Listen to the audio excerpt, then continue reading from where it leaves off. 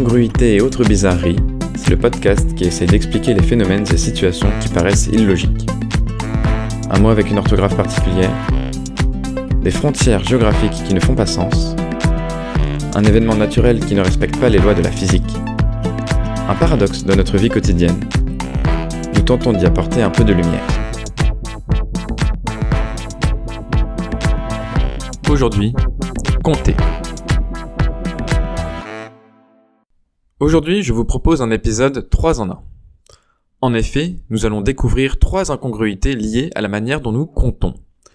Rassurez-vous, pour les moins matheux d'entre vous, je ne parle pas d'incongruités qui seraient liées à des maths en base décimale ou à des sommes infinies. J'évoque dans cet épisode des incongruités de notre langage. Notre première incongruité vient des nombres au-delà de 60. En France, la dizaine supérieure à 60 se dit 70, alors qu'en Belgique et en Suisse, nos voisins disent 70. Si l'on continue, la dizaine d'après se dit 80 en France, mais octante en Belgique ou 80 dans certains cantons suisses. Et celle d'après, 90 en France et 90 chez nos voisins.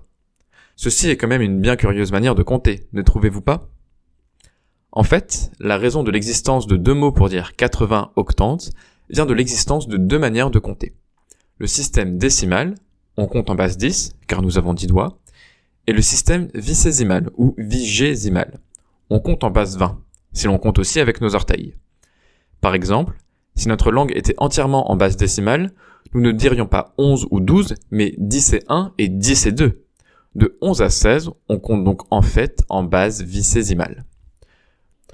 Le système vicésimal viendrait des Celtes et des Normands, et a ainsi été utilisé dans la langue française. Jusqu'au Moyen-Âge, on comptait en base 20.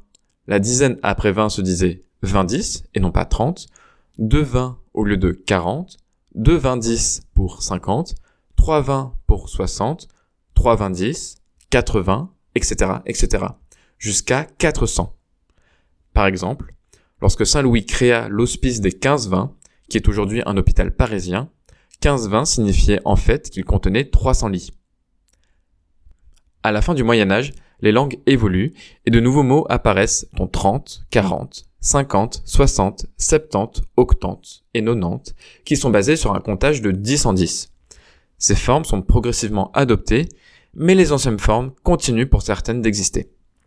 À noter que la forme 70, mix entre les systèmes décimaux 60 et vicésimaux 3-20-10, apparaît à ce moment-là. Et c'est au XVIIe siècle que l'Académie française, nouvellement créée, fixera dans le langage en France les formes 70, 80 et 90 et décidera d'abandonner les formes 70, octante et 90. Il n'y a pas de réelle explication à ça, si ce n'est que cela pourrait simplifier le calcul mental. Pour autant, les anciennes formes ne disparaissent pas totalement, on les retrouve encore en Belgique et en Suisse et dans certains ouvrages de Molière ou de Voltaire par exemple. Enfin, n'oublions pas que les mots dérivés ont gardé cette trace du système vicésimal. Par exemple, on dit de quelqu'un qui a atteint 70 ans que c'est un septuagénaire, puis un octogénaire et un nonagénaire. Notre seconde incongruité est, elle, assez poétique. Avez-vous déjà remarqué que dans de nombreuses langues, le mot nuit est souvent N, la lettre, plus 8, le chiffre. En français, 8 et nuit. En italien, otto et notte. En espagnol, ocho et noche. En allemand, art et nacht. En anglais, eight et night. En suédois, aeta et nata. En latin, octo et noctis. En occitan, uesh et nuesh. En roumain, opt et noapt. Et en portugais, oito et noite. On pourrait même étendre à encore d'autres langues, mais cette similitude y est moins forte. Alors que l'on pourrait chercher diverses raisons plus ou moins poétiques ou philosophiques, l'explication est somme toute assez simple. Toutes ces langues dérivent de l'indo-européen. Et même si les chercheurs n'ont pas totalement réussi à reconstituer cette ancienne langue, l'écriture à l'époque n'existait pas, il semblerait que dès cette langue, les mots 8 et nuit étaient déjà très proches. En indo-européen, le chiffre 8 se serait prononcé oct et la nuit se disait nekt. Cette coïncidence orthographique a, pour chacun des 2 mots, évolué historiquement selon les critères propres à chaque langue, pour donner les termes que nous connaissons aujourd'hui. Mais ce n'est donc bien qu'une coïncidence. Enfin, si je vous demande la valeur d'un billion, Que me répondez-vous? And the value of a billion? Outre la langue, votre réponse devrait différer. En effet, un billion en français et a billion en anglais, donc, n'ont pas la même valeur mathématique. En français, un billion est l'entier naturel qui vaut 10 puissance 12, un 1 suivi de 12 zéros, soit 1000 milliards.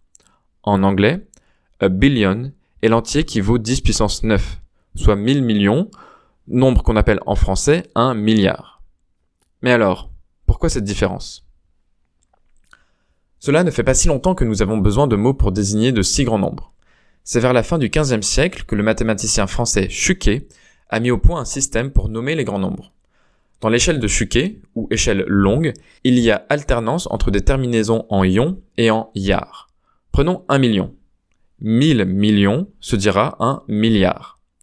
Pour 1 million de millions, ou 1 million au carré, on dira 1 billion.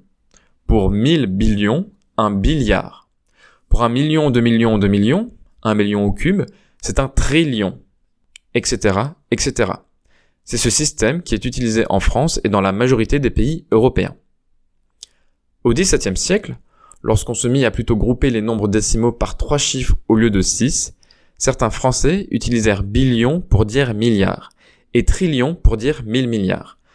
Cette idée ne fut pas du tout adoptée en France ni dans le reste de l'Europe, mais elle eut un certain écho en Amérique. C'est ce qu'on appelle l'échelle courte et qui est en vigueur en Amérique.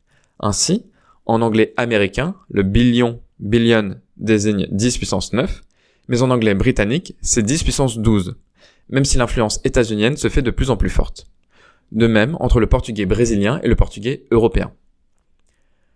Pour éviter la confusion qui résulte de la coexistence des deux échelles, le système international d'unité recommande l'utilisation des préfixes, qui conservent la même signification quel que soit le pays et la langue. Mais bon, on va le voir, ça ne sonne pas très naturel à l'oreille.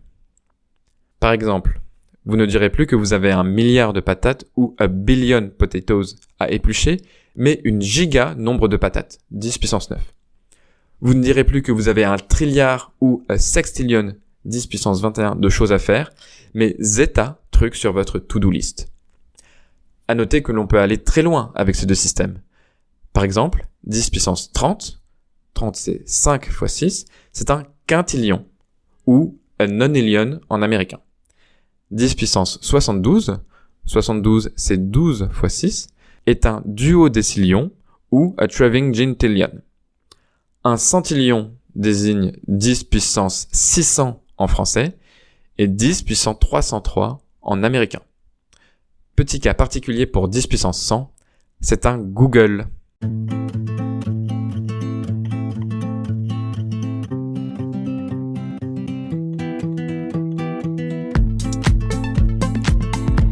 Chers auditeurs, l'épisode de votre podcast Incongruité et autres bizarreries est maintenant fini.